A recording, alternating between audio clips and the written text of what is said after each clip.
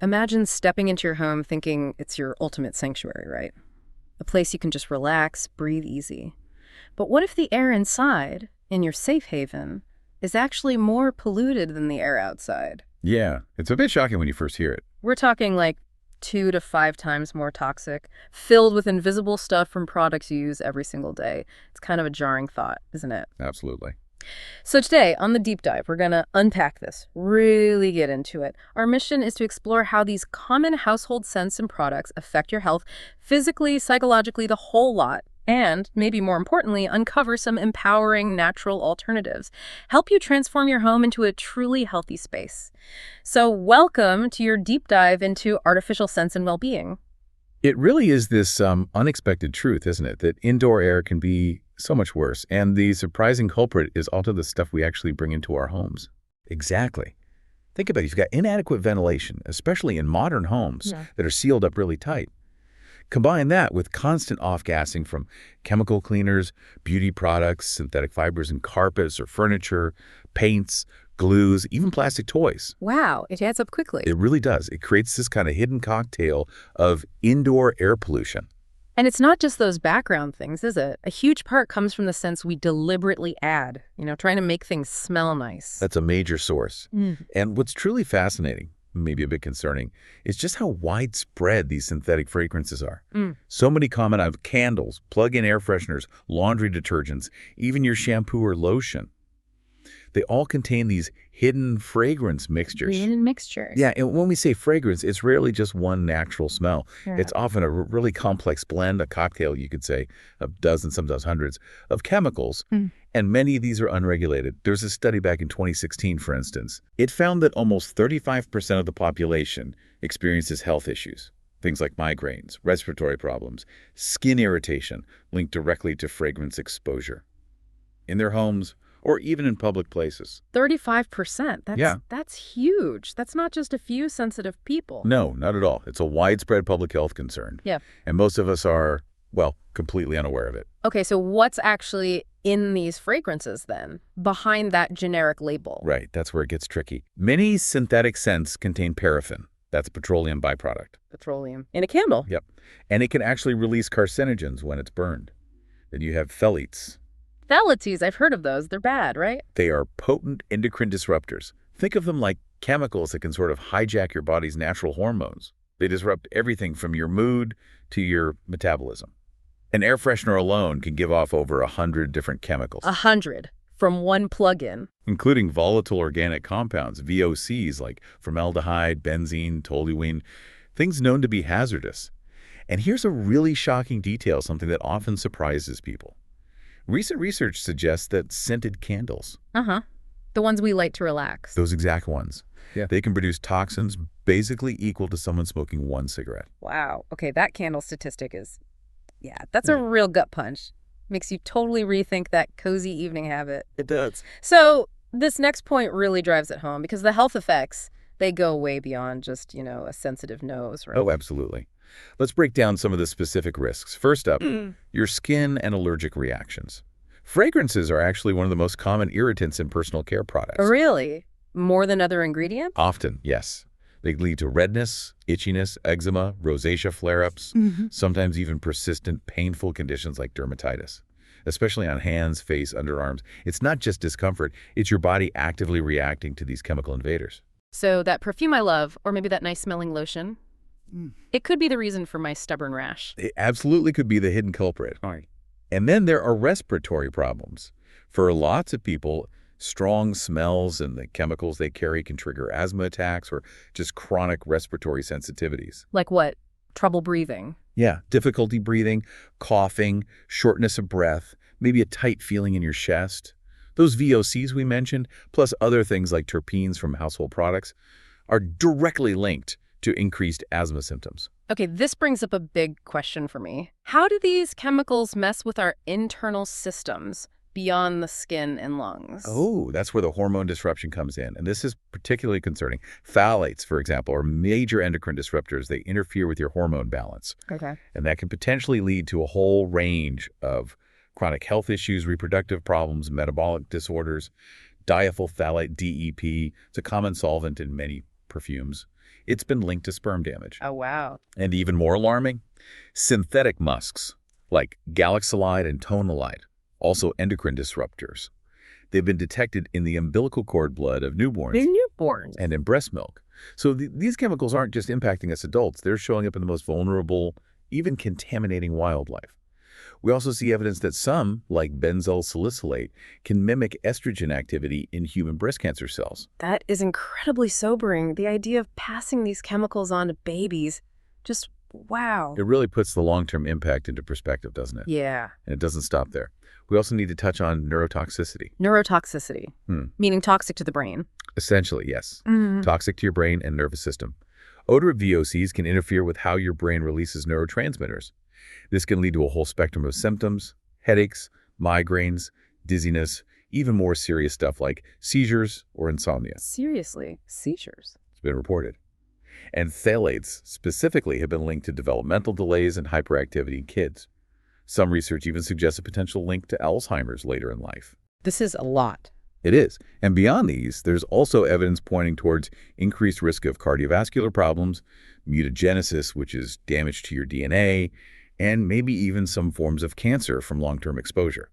So, stepping back, if we connect this to the bigger picture, it's not just about isolated reactions, is it? It's this cumulative thing. You're absolutely right. This is about repeated cumulative exposure, a chemical cocktail, day in, day out. And it's happening in the place we spend most of our time, our homes. And vulnerable populations, like kids, are especially at risk. Their skin is thinner, more sensitive, they breathe faster, their systems are still developing. It makes them far more susceptible. Okay, so given all this pervasive exposure, it really makes you wonder about oversight, doesn't it? How is this allowed? It feels like there should be more protection for us, for consumers. You'd certainly think so, but the reality is there are significant regulatory gaps and a surprising lack of transparency.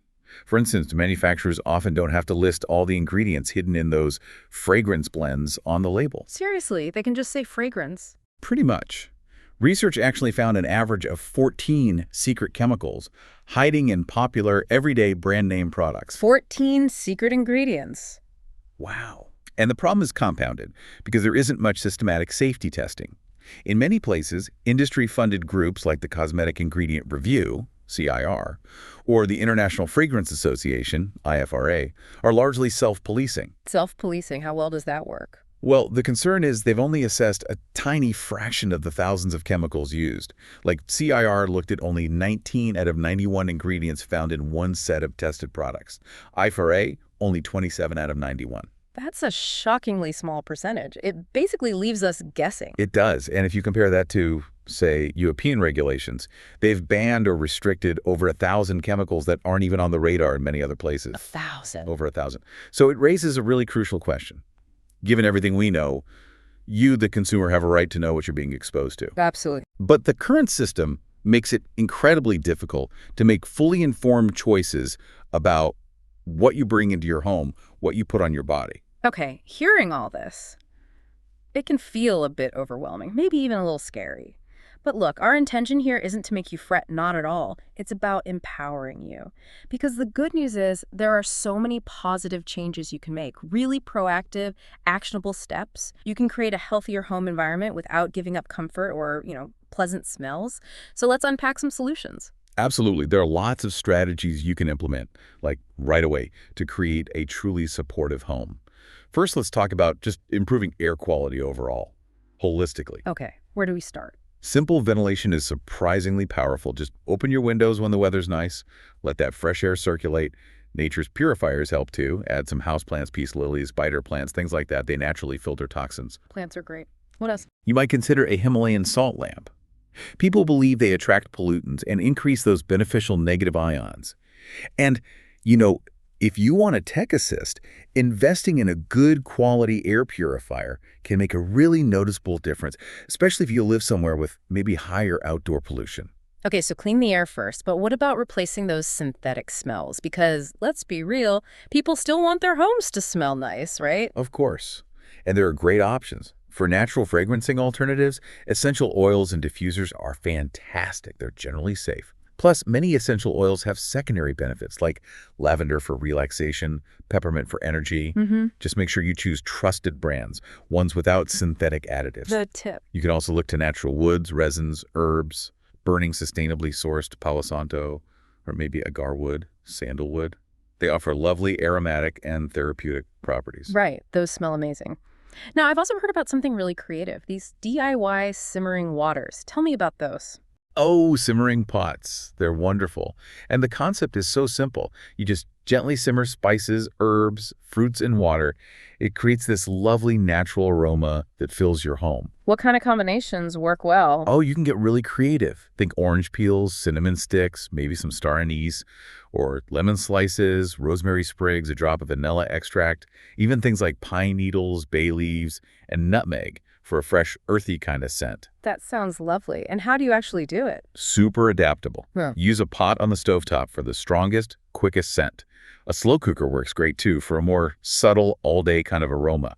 Less babysitting needed. Okay. Even a fondue pot could work if you want something portable for a specific room. And for smaller areas, like a bathroom, just a mug of the mix on a candle warmer can release a delicate scent. That's clever. And here's a great pro tip. You can often reuse the mixture 2 or 3 times. Just add more water. Plus, it's super cost-effective. Use leftover citrus peels, that bit of ginger root, wilting herbs, even expired spices or juices. It minimizes waste. I love that. Sustainable and smells good. Okay, so beyond scents, what other non-toxic strategies should we think about for the home? Great question. Let's think about the kitchen. Reconsider your cookware. Maybe avoid Teflon, especially if it's scratched, because of the PFCs. Right. What's better? Safer options are things like oven-safe glass, ceramic, good old cast iron, or stainless steel. Also, maybe upgrade your plastic food storage. Plastic, especially when heated, can leach BPA, BPS, phthalates. Yeah. Microwaving in plastic. Probably not great. Definitely better to switch to glass or ceramic containers, especially for meal prep or storing hot food. Makes sense. What about laundry? You mentioned detergents earlier. Yeah, and dryer sheets are another hidden offender. So many people use them automatically. Guilty. Well, they could contain a surprising number of hazardous air pollutants and VOCs. A much better switch is wool dryer balls. Wool dryer balls. Yep. You can even add a few drops of your favorite essential oil to them for a light scent. Oh, neat idea. And just thinking about cleaning supplies generally, be mindful. There are over 84,000 chemicals used in cleaning products. Very few are thoroughly tested or regulated. 84,000. It's a huge number. Look for non-toxic plant-based brands. Or, honestly, you can make effective cleaners yourself with simple stuff like vinegar and baking soda. Right. Back to basics. It's sometimes hard, though, isn't it? We get used to certain brands, certain smells. It is. Brand loyalty is strong. And the same goes for personal care and beauty products. Switching to fragrance-free options, shampoos, lotions, deodorants, perfumes, hairsprays, can significantly cut down your daily chemical load.